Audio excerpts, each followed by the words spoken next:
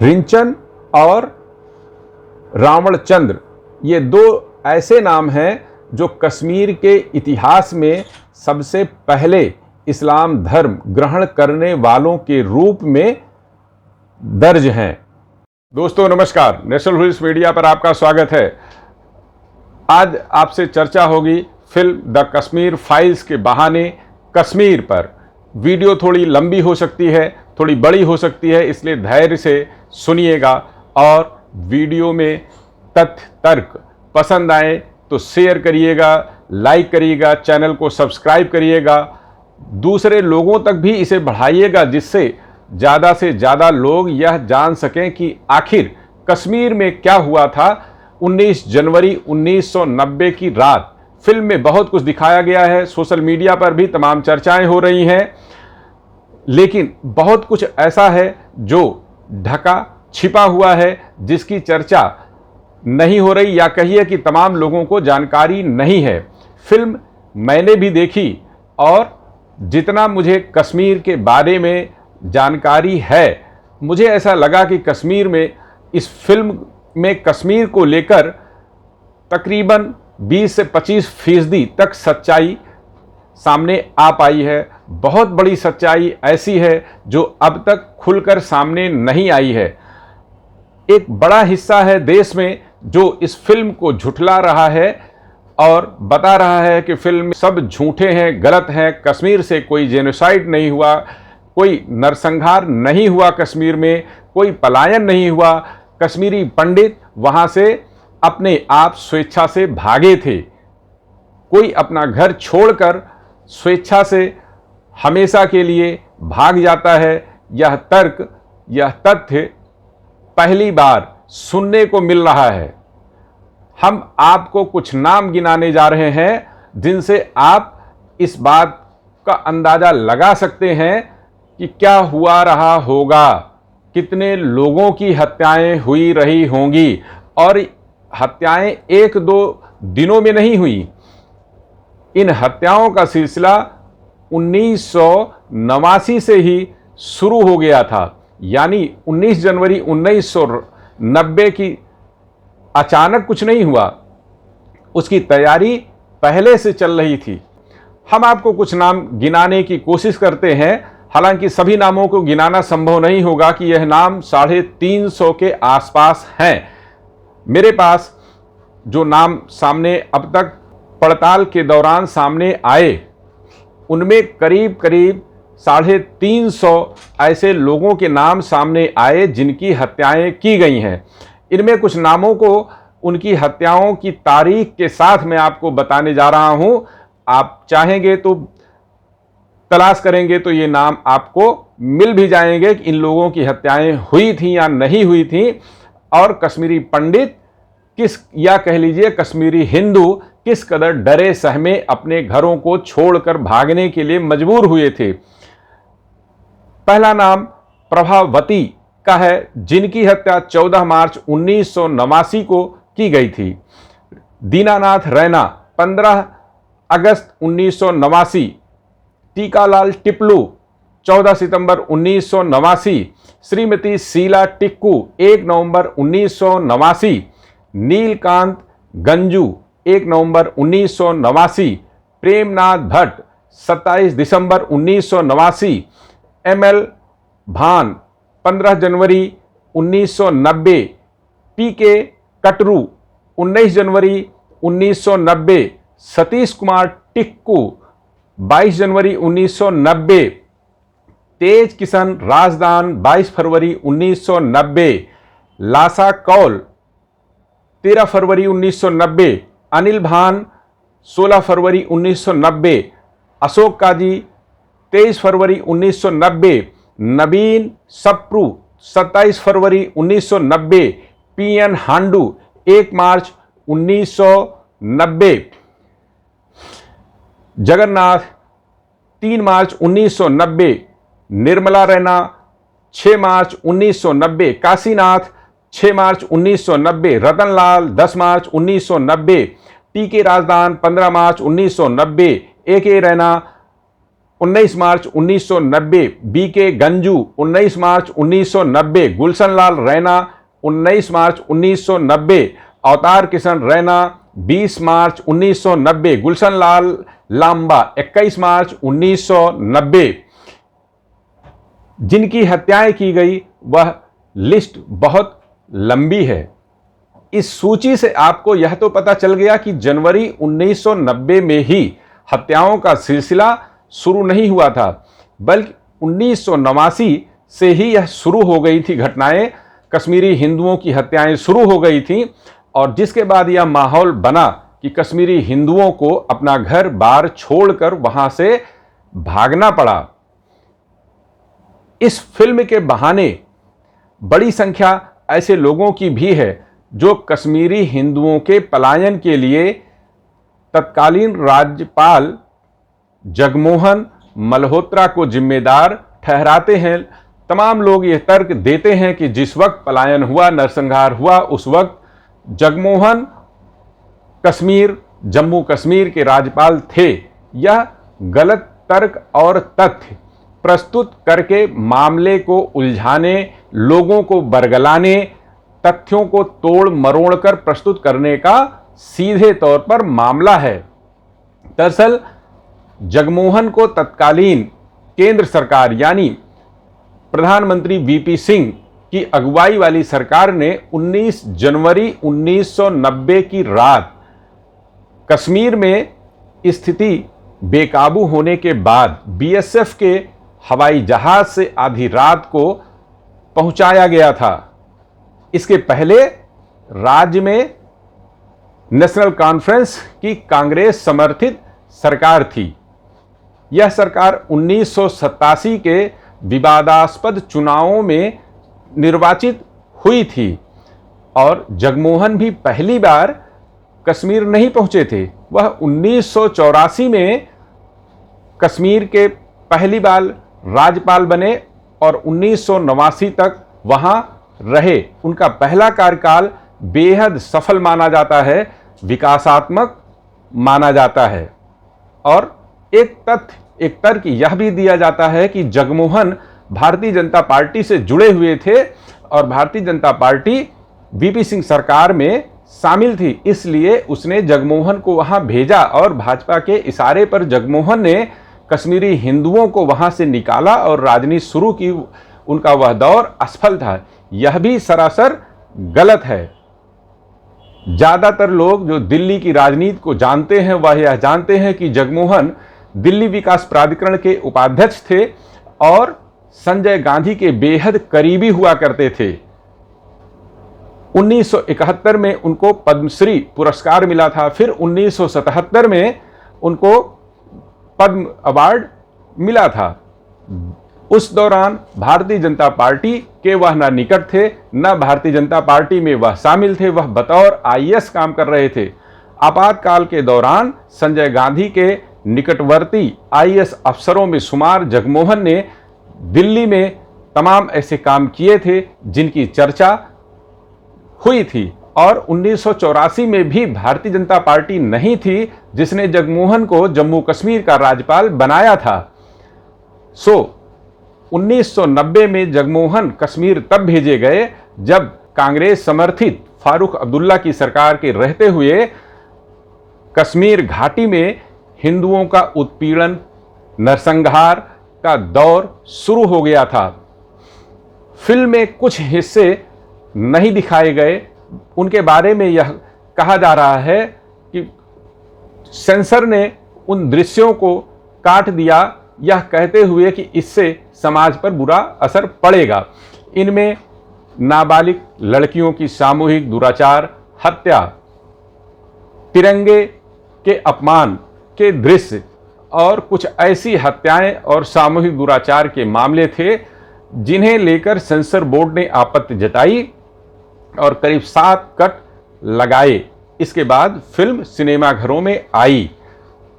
Film अब तक record तोड़ प्रदर्शन कर रही है, कमाई भी कर रही है। 100 करोड़ी क्लब में फिल्म शामिल हो गई है। इसे लेकर भारत में ही नहीं दुनिया भर में तमाम चर्चाएं हो रही हैं। फिल्म ने उस हिस्से को उठाया है जो 32 वर्षों तक दबा हुआ था, और कश्मीरी हिंदुओं का अपना घर बार छोड़कर बाहर भाग जाना, अपनी महिलाओं के साथ हुए दुर्व्यवहार, सामूहिक दुराचार जैसी घटनाओं को सहकर, अपनों की हत्याओं को सामने होता हुआ देखकर डरकर भागना पड़ा था। जगमोहन की इसमें क्या भूमिका रही होगी, हम इसका भी एक थोड़ा जिक्र करना चाहेंगे। कश्मीर में जब वह 19 जनवरी की रात पहुंचे थे तब हालात विकट थे, संभाले स्थिति संभल नहीं रही थी। सेना के होते हुए भी स्थितियां बेहद खराब थीं। ऐसे हालात में जगमोहन ने फारूक अब्दुल्ला की सरकार को हटाया और राज्यपाल शासन लागू किया। जगमोहन की भूमिका को लेकर भी तमाम सवाल खड़े होते हैं। तमाम लोग यह तर्क देते हैं कि कश्मीरी हिंदुओं यानी कश्मीरी पंडितों का पलायन जो हुआ उसमें जगमोहन की बड़ी भूमिका थी। अल जजीरा को दिए एक इंटरव्यू में मृदु राय ने कहा था कि योजनाबद्ध तरीके से इतनी बड़ी संख्या में पलायन संभव है। हालांकि उन्होंने यह भी कहा कि जगमोहन ने पंडितों को कश्मीर छोड़ने के लिए प्रेरित किया। इसी साक्षात्कार में उन्होंने आगे जोड़ा कि कई मामलों में पंडितों को जाने के लिए यातायात के साधन उपलब्ध कराए गए। कश्मीर के इतिहासकार वजाहत हबीबुल्ला ने लिखा है कि उन्होंने जगमोहन से दूरदर्शन पर कश्मीरी पंडितों से एक अपील करने को कहा था कि वे वहां सुरक्षित महसूस करें और सरकार उनको पूरी सुरक्षा उपलब्ध कराएगी, लेकिन जगमोहन ने मना कर दिया। इसकी जगह अपने प्रसारण में उन्होंने कहा कि पंडितों की सुरक्षा के लिए रिफ्यूजी कैंप बनाए जा रहे हैं। जो पंडित डरा हुआ महसूस करे वे उन कैंपों में जा सकते हैं। जो कर्मचारी घाटी छोड़कर जाएंगे उन्हें तनख्वाहें मिलती रहेंगी। बलराजपुरी ने जगमोहन की दमनात्मक कार्रवाइयों और रवैयों को ही कश्मीरी पंडितों के विस्थापन का मुख्य जिम्मेदार बताया है। यही नहीं, पत्रकार रहे एमजे अकबर ने अपनी किताब बिहाइंड द वेल में जुलाई 1990 की रिपोर्ट प्रस्तुत की है। इसमें कश्मीर इम्प्रिज्ड में नातीपुरा श्रीनगर में रह रहे एक कश्मीरी पंडित ने बातचीत के दौरान, जिसका उन्होंने जिक्र किया है, कहा कि इस इलाके में कुछ लोगों ने दबाव में कश्मीर छोड़ा। एक कश्मीरी पंडित नेता HN जट्टू लोगों से कह रहे थे कि अप्रैल तक सभी पंडितों को घाटी छोड़ देनी है। मैंने कश्मीर नहीं छोड़ा, डरे तो यहाँ सभी हैं, लेकिन हमारी महिलाओं के साथ ऐसी कोई घटना नहीं हुई। ऐसे तमाम लोग हैं जिन्होंने जगमोहन को इसके लिए जिम्मेदार ठहराया है।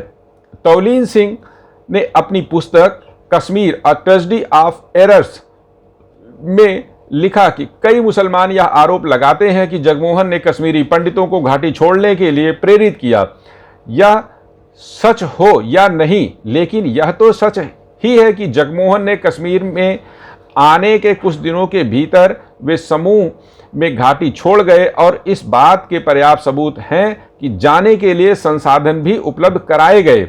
वह लिखती अजीब अफवाहें थी और उन पर भरोसा करना मुश्किल था, लेकिन उन पर लोग आमतौर पर भरोसा करते थे कि जगमोहन का मामला गड़बड़ है। यदि जगमोहन कश्मीरी हिंदुओं को उस वक्त घाटी से बाहर नहीं निकालते तो जाने कितनी हत्याएं होती। यह भी संभव है कि शायद ही कोई बचकर बाहर निकल पाता।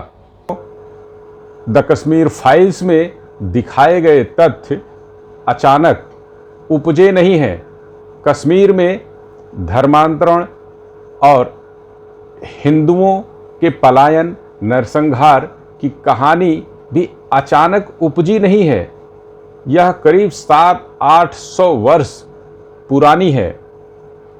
कश्मीर के इतिहास को जानना समझना भी उतना ही जरूरी है जितना इस फिल्म को देखकर उसे उसके तथ्यों को समझना। भारतीय उपमहाद्वीप में कश्मीर का इतिहास ही ऐसा है जिसका लिखित तौर पर प्रामाणिक इतिहास उपलब्ध है। कल्हड़ कश्मीर के प्रसिद्ध इतिहासकार हैं और उनकी पुस्तक राज तरंगणी, जिसकी रचना राजा ललितादित्य के राजदरबार से हुई थी, उसमें कश्मीर के शुरुआती इतिहास से लेकर तकरीबन 1150 ईस्वी तक के इतिहास क्रमबद्ध तरीके से दर्ज हैं। कश्मीर जो कभी राजाओं की नहीं देवताओं की घाटी कही जाती थी, जहां ऋषियों मुनियों की घाटी कही जाती थी, पूरे देश के ऋषि मुनि संत घूमकर भ्रमण कर अपने ज्ञान को बढ़ाने के लिए घाटी में पहुंचते थे, वहां रहते थे, पूजा करते थे और दशकों तक आराधना में मग्न रहते थे। कल्हड़ ने राज तरंगणी में एक कथा का जिक्र किया है। यह कथा उन्होंने नीलमत पुराण से उद्धृत की है। इस कथा के अनुसार कल्प के आरंभ में घाटी कई सौ फीट गहरी सतीसर नामक झील थी। इस झील में जलोद्भव नामक एक राक्षस रहता था, जिसके कारण स्थानीय नागों को भारी परेशानी थी, यानी वह राक्षस नागों को आतंकित किए रखता था।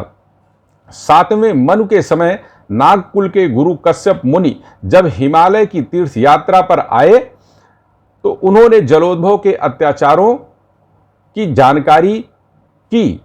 उन्हें नागों के उत्पीड़न की जानकारी हुई। उन्होंने भगवान ब्रह्मा से इसकी शिकायत की।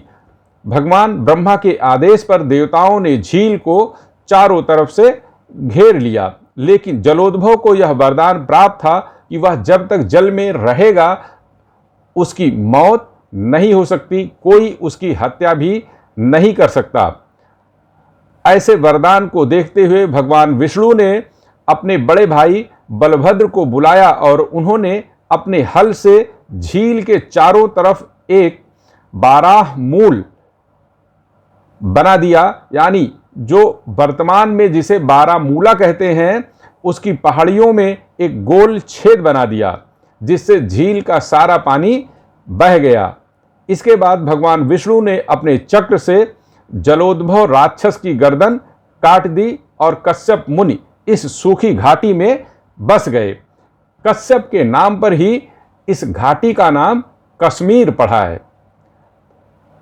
कहते हैं कि पहले इसे कश्यपनार कहते थे, फिर कश्मार हुआ और अंततः यह कश्मीर के रूप में जाना जाने लगा, जिसके पीछे ऋषि कश्यप हैं।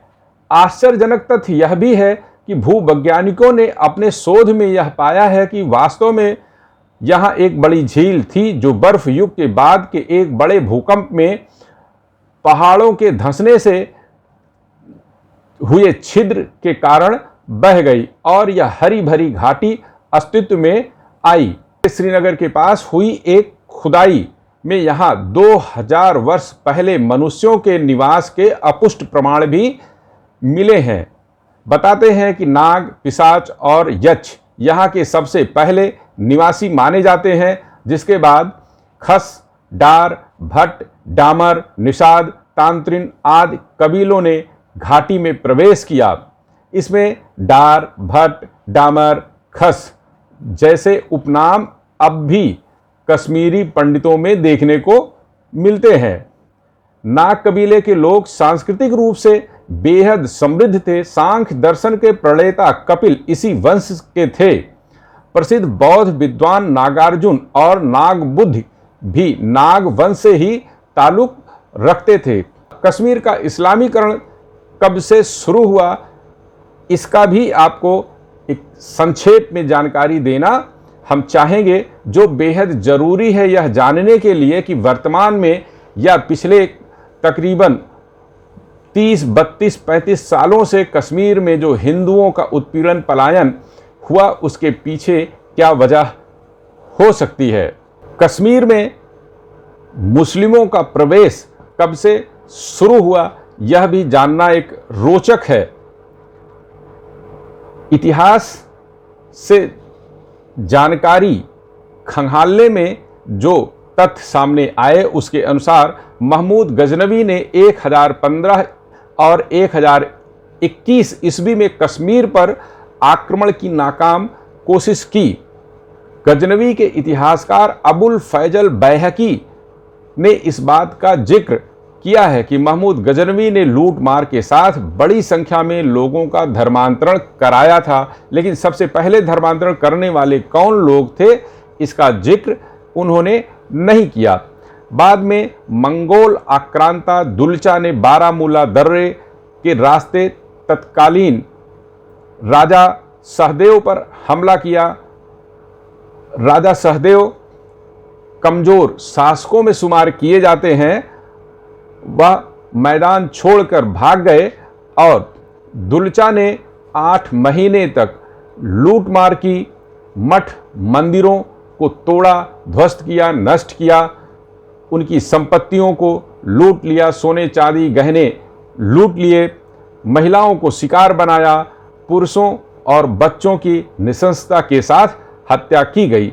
कश्मीर के एक दूसरे इतिहासकार हैं जोन राज।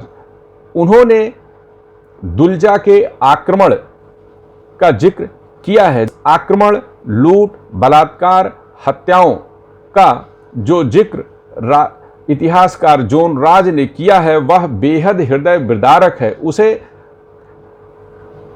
जानने के बाद आप यह समझ सकेंगे कि कश्मीर में 1990 के दशक में जो कुछ भी हुआ, वह कैसे पीढ़ी दर पीढ़ी चला आ रहा है।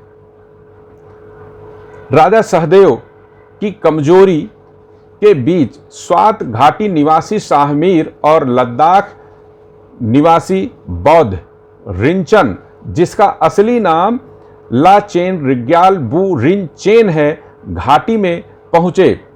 दोनों ने मौके का फायदा उठाया, जोड़ तोड़ की साजिश की।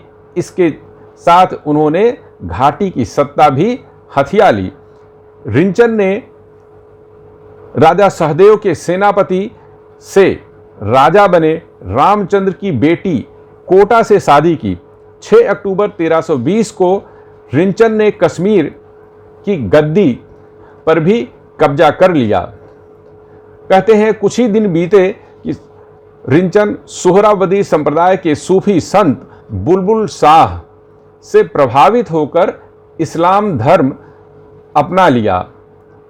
यही नहीं, आगे भी रिंचन ने कदम बढ़ाया और अपनी रानी कोटा के सगे भाई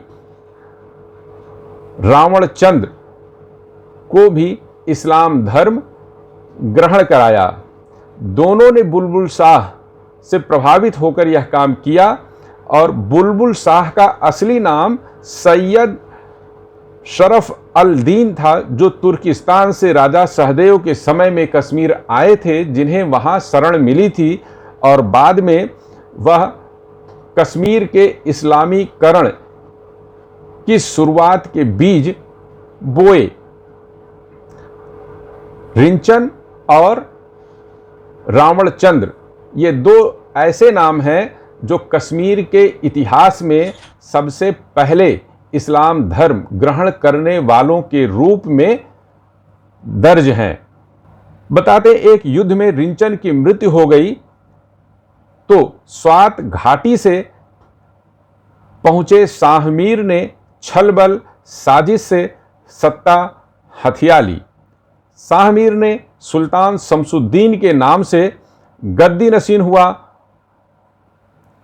और शाहमीर वंश की कश्मीर में शुरुआत की, जो 222 वर्षों तक कश्मीर में काबिज रहा।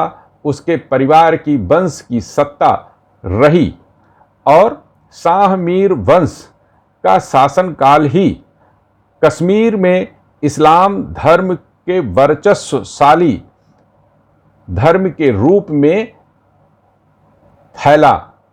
इस वंश के तमाम शासकों ने तलवार के दम पर, धर्म के नाम पर कश्मीर का इस्लामीकरण किया।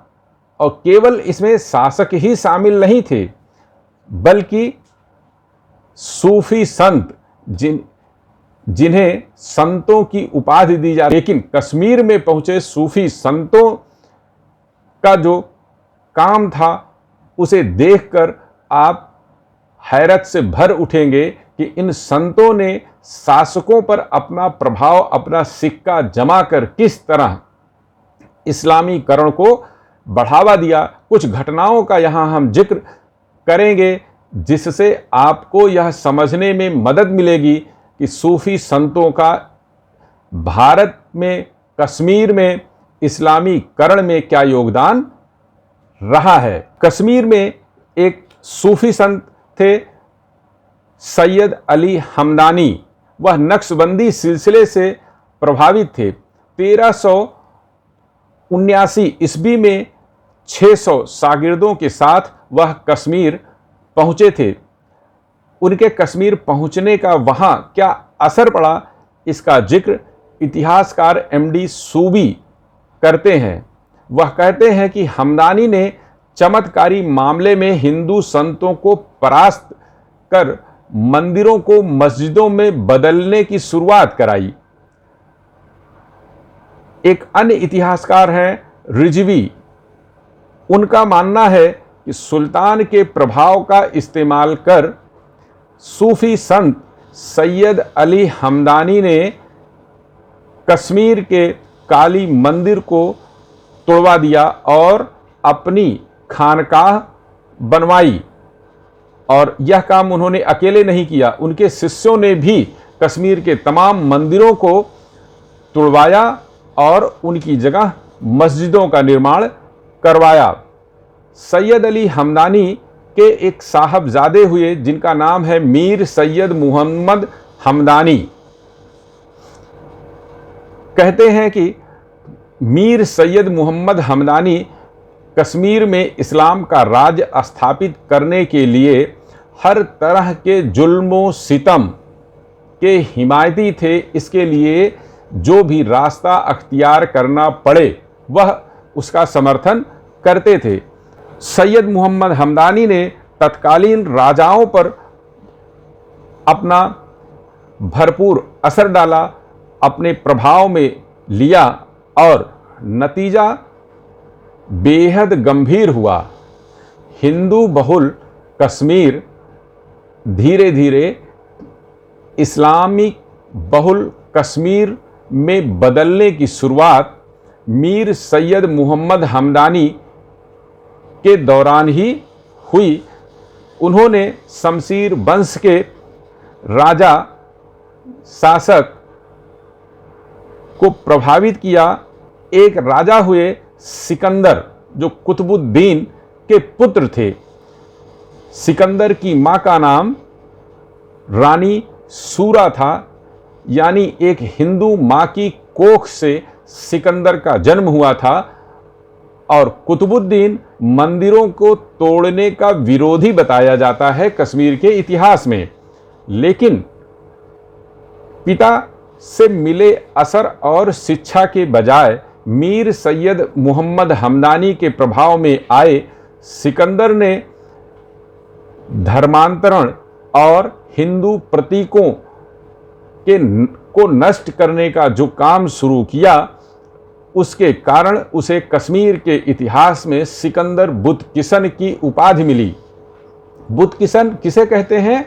वह जो मंदिरों का ध्वस्तीकरण कराए, मंदिरों को तोड़े और उनकी जगह मस्जिदों का निर्माण कराए, वह बुतकिशन के रूप में मुस्लिम इतिहास में जाना जाता है। हमदानी का एक और असर हुआ। हमदानी के प्रभाव से सिकंदर का एक ताकतवर मंत्री सूहा भट्ट जो हिंदू था, उसने भी इस्लाम धर्म ग्रहण कर लिया। हमदानी ने उसे सूहा भट्ट से मलिक सैफुद्दीन बनाया। मलिक सैफुद्दीन बने सूहा भट्ट ने कश्मीर में इस्लाम धर्म के व्यापक प्रसार के लिए जो काम किया वह किसी मुस्लिम शासक ने भी शायद नहीं किया होगा। उसने उसके पहले के सभी मुस्लिम शासकों को पीछे छोड़ दिया। अपनी क्रूरता के मामले में, जबरन धर्मांतरण के मामले में, मंदिरों को तोड़कर मस्जिद बनाने के मामले में अपने सभी मुस्लिम शासकों को पीछे छोड़ दिया। एक और इतिहासकार हैं फरिश्ता। उन्होंने लिखा है, सूहा भट्ट के प्रभाव में सुल्तान ने शराब, संगीत, नृत्य और जुए पर पाबंदी लगा दी। कश्मीर के इतिहास में पहली बार हिंदुओं पर जजिया लगा दिया गया और माथे पर कसका लगाना प्रतिबंधित कर दिया गया। सोने और चांदी की सभी मूर्तियों को पिघलाकर सिक्कों में तब्दील कर दिया गया और सभी हिंदुओं को मुसलमान बन जाने का आदेश दिया गया। कहते हैं कि पूरे कश्मीर में इस कदर अफरा तफरी मची कि मार्तंड मंदिर, अवंतीश्वर मंदिर, चक्रधर मंदिर, त्रिपुरेश्वर मंदिर, सुरेश्वर मंदिर, पारसपुर के प्राचीन मंदिरों को ध्वस्त कर दिया गया। यह आदेश भी हिंदुओं के लिए जारी किया गया कि या तो इस्लाम अपनाएं या देश छोड़ दें या आत्महत्या कर लें। इसके बाद भी यदि कोई बचता है तो उसकी हत्या कर दी जाएगी। कुछ विद्वानों का तो यह भी मानना है कि सिकंदर बुतकिशन के कार्यकाल में घाटी में केवल 11 कश्मीरी पंडित परिवार बचे थे।